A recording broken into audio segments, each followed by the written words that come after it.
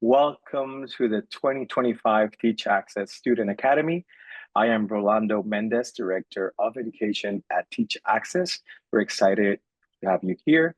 For those that might be just joining us for the first time, welcome to the Academy. We're excited that you're spending the time with us and to learn about disability and accessibility. Today, we have 3 more sessions and 6 sessions tomorrow. But before we start, I want to make sure that you know a few key items. First, captions. We have captions provided by a live captioner. So to access those, you can click the CC icon in the bottom menu bar. We also have ASL interpretation, and the ASL interpreters will remain on the screen with the presenter. We have habilitated the Q&A feature to send questions during the session. At the end, we'll take those questions depending on how much time we have available. If you have any other questions, concerns, or accommodation needs during the session, use the chat feature and send a message to the host. This session will be recorded and made available to everyone after the event. We also want to thank our sponsors for helping make this free event possible. Our presenting sponsor, Merck, and also support from Verizon, Microsoft, Google, Meta, and Salesforce. And it is my pleasure to introduce Dr. Emma McDonnell, National Library of Medicine Postdoctoral Fellow at the University of Washington. Emma, the room is yours. Excellent. Thank you so much for having me today. And I'm very excited to share my talk on disability history for technologists and designers. We'll begin with a brief overview and a few notes up top. Thank you for the introduction, Ronaldo. As you mentioned, I'm currently a National Library of Medicine postdoctoral fellow in health informatics at the University of Washington. But my history is, I have an engineering background. I did my PhD at the University of Washington in human-centered design and engineering, where I was very much thinking about how do we design accessible technologies to serve people with disabilities.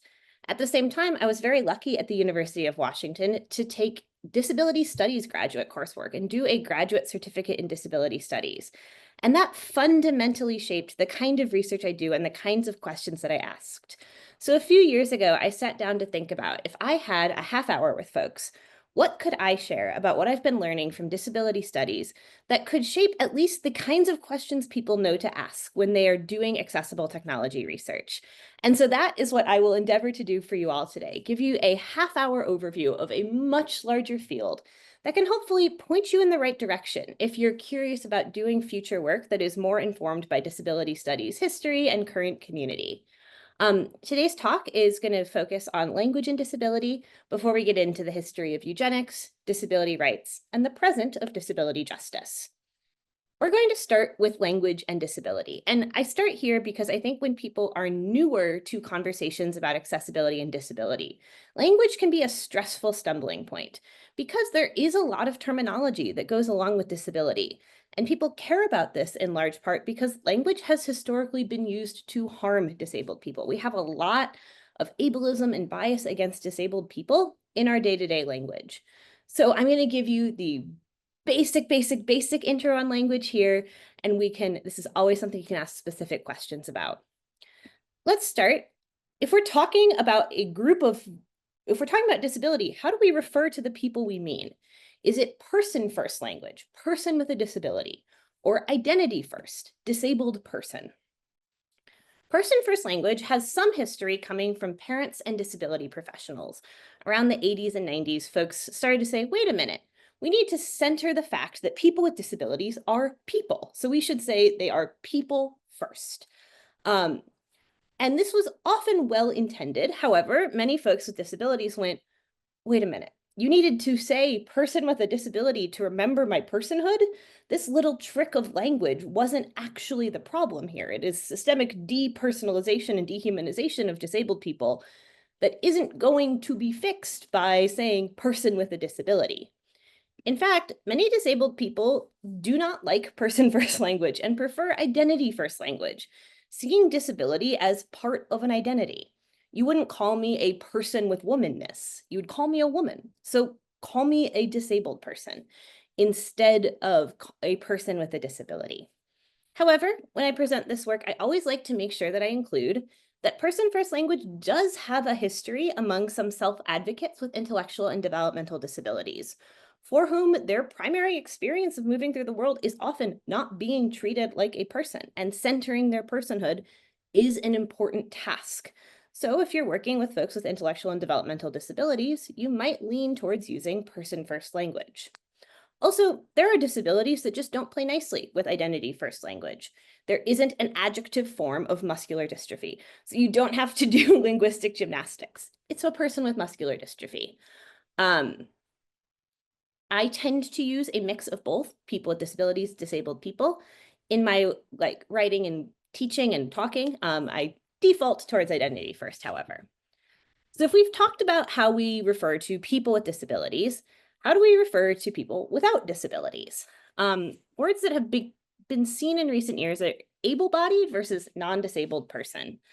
Able-bodied used to be more of the norm, but now non-disabled is increasingly preferred, as it doesn't imply that disability is only bodily. Some people critiqued able-bodied as a phrase that neglected to understand the fact that disability for many people could often be a psychological experience.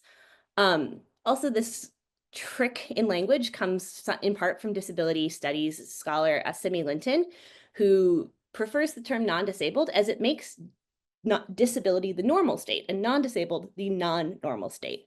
A fun trick of language for a group that is treated as not normal so often. Another piece of language and disability that I think people increasingly see is the word crip. It's a word that is in the process of being reclaimed by the community. It's a shortened form of the word cripple. It's a process of reclaiming slurs used against this community, similar to linguistic changes you've seen in the queer community. It is at a point where it's not a word for non-disabled people to use casually. It is in group language. However, for things like crip theory or crip time, which are disability theory words, or official media names like crip camp, it is an okay word to say. You don't have to avoid saying the word crip to discuss these concepts. I also, when I introduce the term crip in disability language, it is often used to signal a little bit more of a political understanding of disability, but it is not everybody's favorite word. Some Black folks with disabilities have rejected, often white disabled scholars' interest in using a word that in their communities has a more primarily gang connotation. So it's not a settled term, but it is a term that you're going to see, and I think it's important to know how to navigate. We're going to wrap up on language here, and I know I have only touched the tip of the iceberg, but I also like to emphasize that when you are new in a space, you are never going to know all of the words. And if you enter a space with respect and humility, and the skill that you really work on building is being able to be corrected gracefully, you're going to go very far. No one can know all of the specific words, but when it comes to language and disability, entering this conversation with humility and ready to update your vocabulary will get you very far. We're now going to move into a portion of disability history, beginning with the history of eugenics. I do want to flag that this is not a happy history, and it's one that I will be honest about, but I'm also not going to show particularly triggering images here. What is eugenics? The term eugenics means well-born, and it was coined by Sir Francis Galton in the late 1880s. And it is the idea that science both can and should engineer a future master race. In the way that I've defined that, I have put some judgment value in there, but eugenics was a driving force of a lot of the history of science, especially at the turn of the late 1800s and early 1900s. Where does eugenics come from? One of the major roots of eugenics is scientific racism, especially the scientific racism that has been used to justify slavery. Eugenics, this idea that there is a future master race and a future best, that you could design people to be optimal, is always, always borrowing from both ableism, bias against people with disabilities, and racism. A really harrowing example of this is that in the mid 1800s in the United States, there was an official diagnosis that medical providers could give people called drapetomania. Drapetomania made a pathology of the desire to escape slavery. If somebody had escaped slavery in the South and was captured in the North, they could be diagnosed as having drapetomania, the desire to seek freedom being seen as a form of mental illness, and be institutionalized, be reincarcerated. Medicine and science have always collaborated with racism to create a very specific view of the world. So it's important to know that this is a history of of white empowered people deciding who the most ideal human is. And that's usually somebody who looks the most like them, and using tools of science and medicine to enable that social organization. Another key root of eugenics that can be maybe weird to think about is actually the development of the field of statistics. Statistics is a relatively young branch of mathematics. It didn't exist until about the 1830s in France, where some scientists, especially scientists studying livestock and new mass industrialization of farming, were really interested in being able to go from a small group that they had in front of them to understanding the broader world as a whole.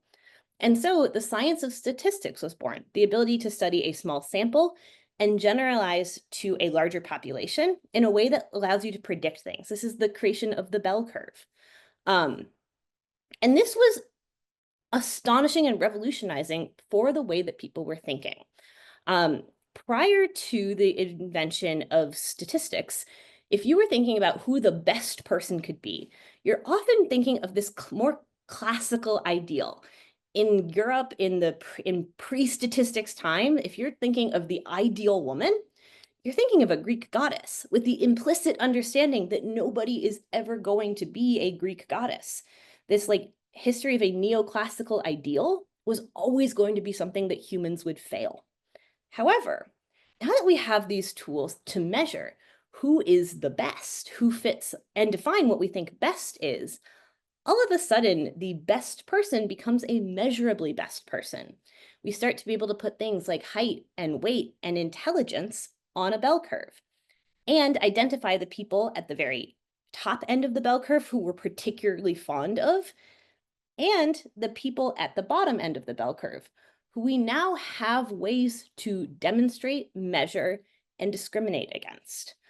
I have a chart on screen, and this is a trigger warning for ableist language.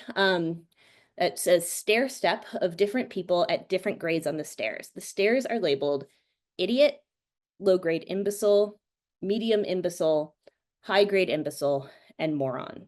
Connected to those in this diagram are what kinds of activities you could expect from someone with this diagnosis. And though it's not on the chart, these words were correlated to specific IQ ranges. There is an IQ range at which people in the early 1900s determined whether or not you were a medium imbecile.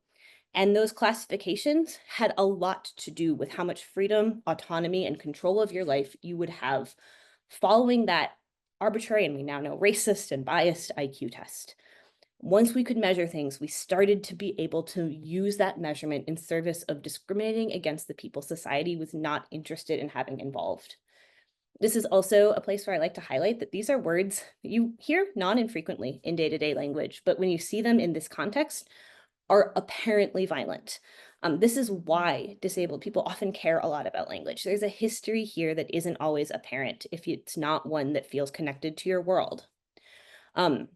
Eugenics was also incredibly popular and incredibly legally protected. This was not fringe science.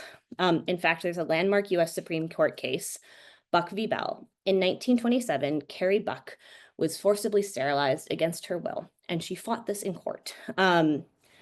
And the Supreme Court sided against her, citing the mental illness that they perceived in previous generations of her family and in her child.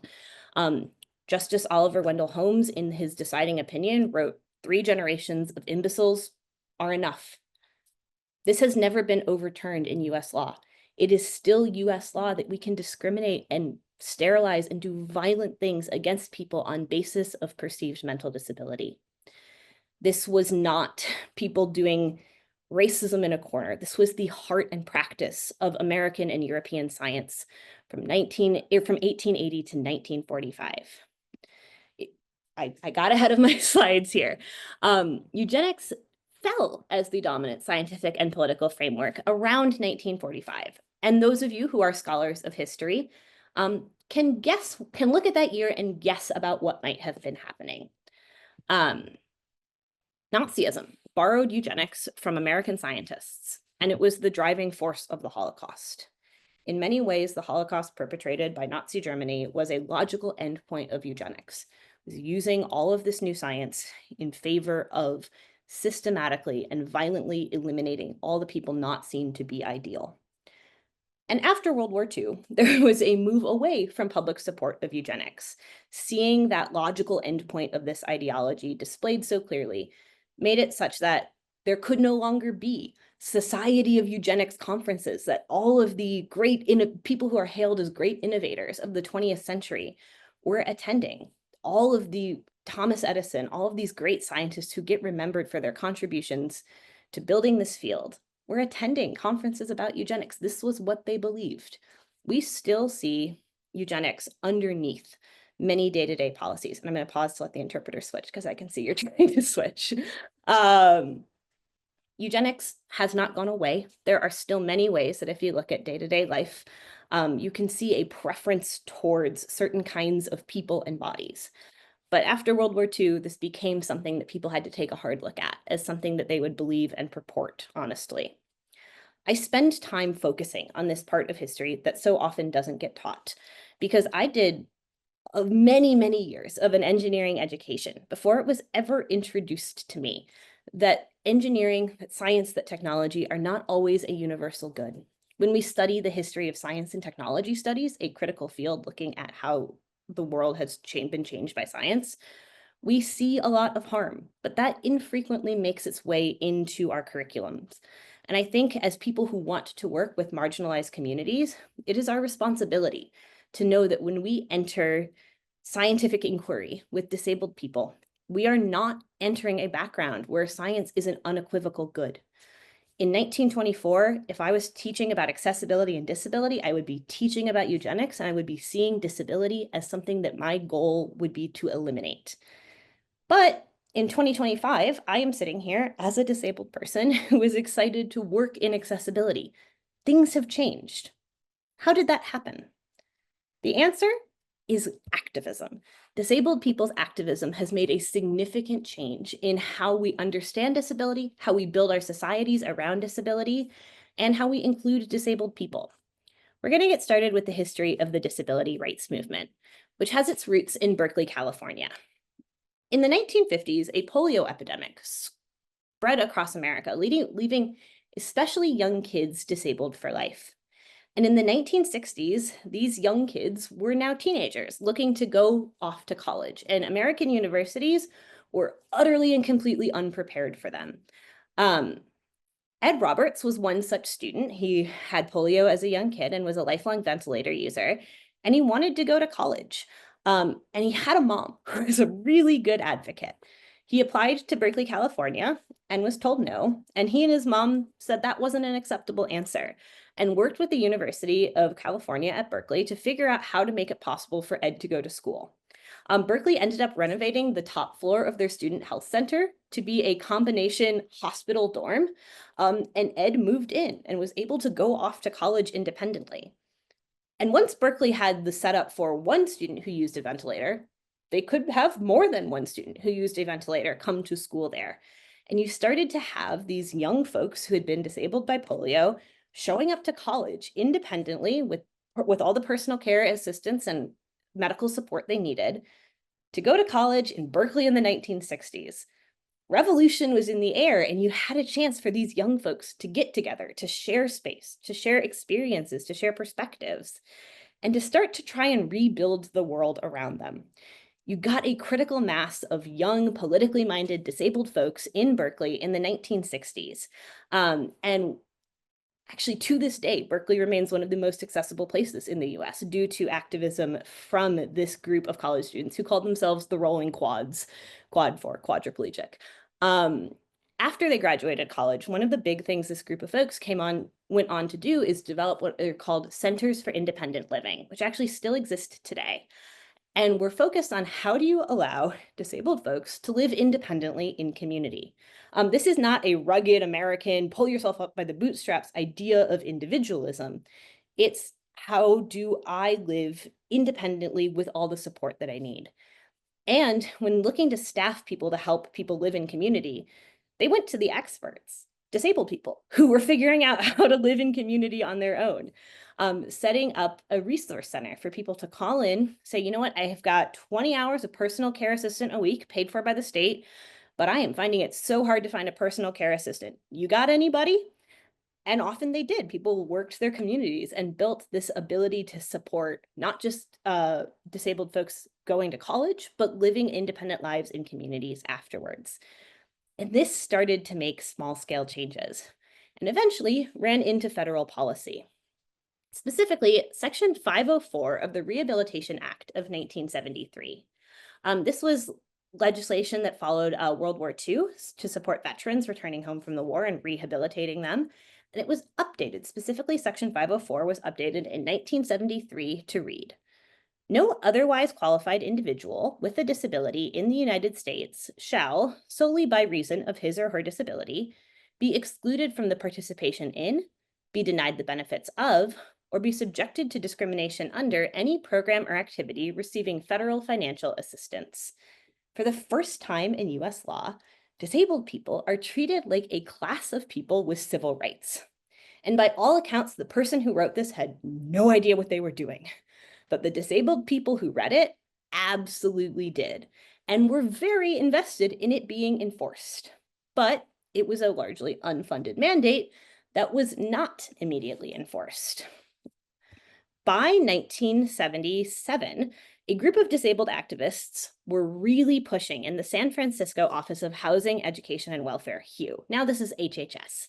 But they were the ones in charge of enforcing the Rehabilitation Act, Section 504, and they weren't doing it.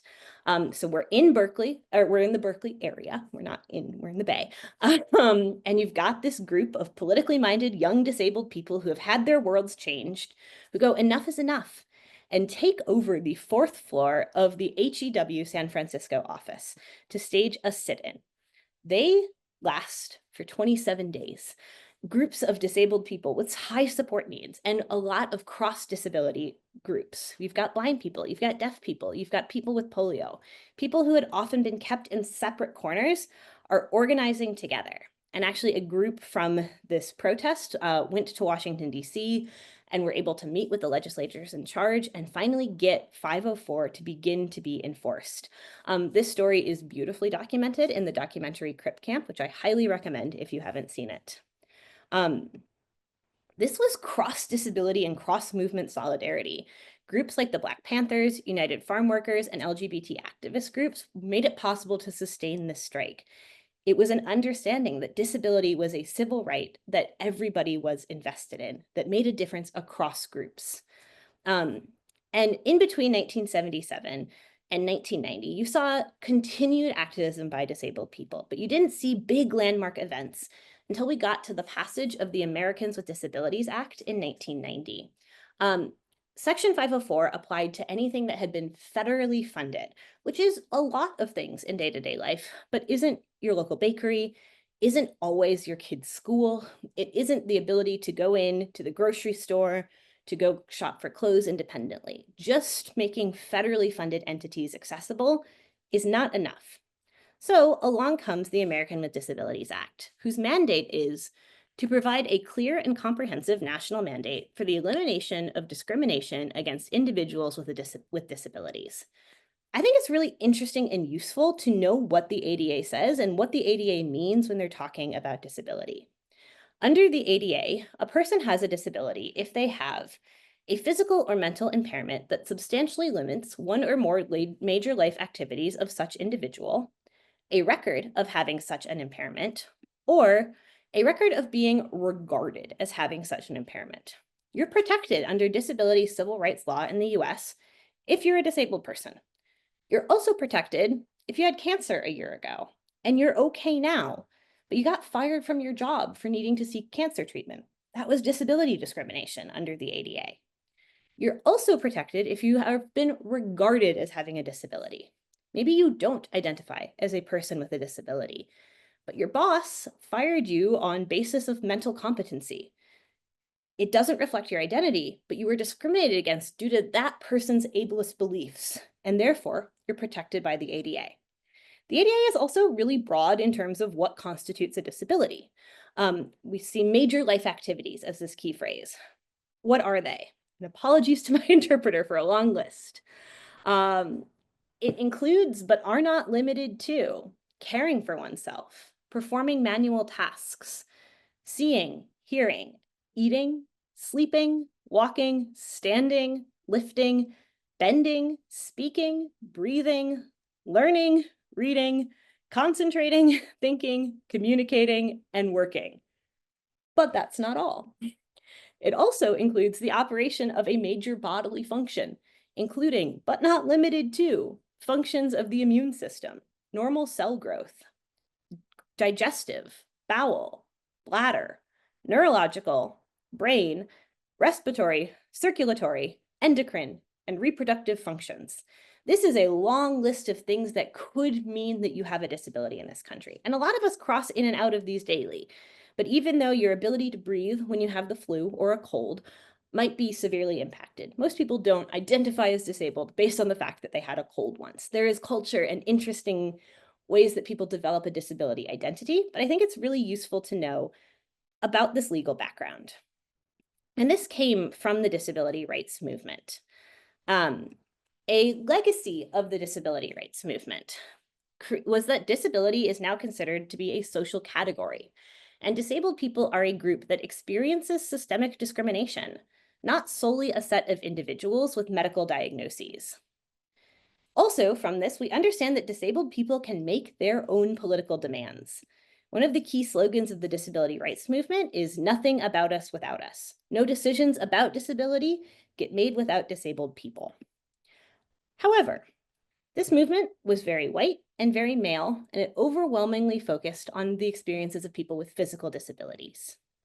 It also set up decades of disability organizing that were not very intersectional, focused only on disability as the axis of understanding oppression and discrimination. Also, by focusing on public policy, it focused on state solutions, which are not the only way that disabled people need to see change in this world. Which brings us to disability justice, which I will give us a brief overview of, but this is a vibrant movement that I highly encourage people to check out. Disability justice is an activist movement led primarily by people who are queer, trans, Black, Indigenous, and other people of color. And it comes from disability culture and arts, especially the performance collective Sins Invalid, which is based in the Bay. Disability justice outlines 10 principles focused on sustainability, wholeness, leadership of those most impacted, and cross-movement organizing. Disability justice firmly believes that we have not actually made the world accessible if we've only made it accessible to a white man who became disabled after attaining a C-suite job. Disability justice's goal is to make this world accessible for the Black, queer mom who's unhoused right now. By putting those who are most impacted at the front, we're going to solve the problems for everybody and better. There are 2 principles of disability justice that I see as really relevant to work as technologists and designers, so I want to share those really quickly. First, interdependence, which the Performance Collective Sins Invalid describes as we meet each other's needs as we build toward liberation, knowing that state solutions inevitably extend into further control over lives. We can support each other. We don't have to be independent in this world. And one that I see is very connected, collective access. Access needs can be articulated and met privately through a collective or in community, depending upon an individual's needs, desires, and the capacity of the group. We can share responsibility for our access needs. We can ask that our needs be met without compromising our integrity. We can balance autonomy while being in community. Not every access problem has to be solved in community. Sometimes you need to watch TV alone on a Friday night, and you got to have captions for that. But there are a lot of ways that we can think about doing access together and making it a group responsibility. I see that I am more at time than I had hoped to be in terms of questions, but I want to end with some brief concluding thoughts. And I can let our interpreters switch here. Namely, what role can knowledge of disability history play in our work as people who are interested in making the world more accessible, often through technology? I think you can ground the questions you're asking in context. You You can come in with a better sense of what might be needed. It gives you a theoretical approach. It gives you a place to ask questions from, to line up your values with. It's also helpful to know why certain approaches are rejected by communities, why something that tries to fix someone might be very rejected by a community that has faced eugenics. And when you know more about the community you're working with, I argue that you do better work. It is more informed. I hope that this is the beginning of a lifelong interest in disability history for some of you. I see that we are at time, so I will let Rolando make the call on whether or not we have time for questions. Hi, Emma. Thank you for a great and thorough session. Unfortunately, we don't have time for Q&A, but we would like to thank you for your time and for this great content. And we invite everyone to stay tuned for the next session of the Teach Access Student Academy. The session titled Assistive Technology Bootcamp will start in 15 minutes at 2:45 p.m. Eastern Time, 11:45 a.m. Pacific Time. And a huge thank for everyone, to everyone for joining us. We truly appreciate your engagement and can't wait to connect again at our next session. Cool. You can also find me on LinkedIn or my website. It's my name. And I would be happy to connect with folks further.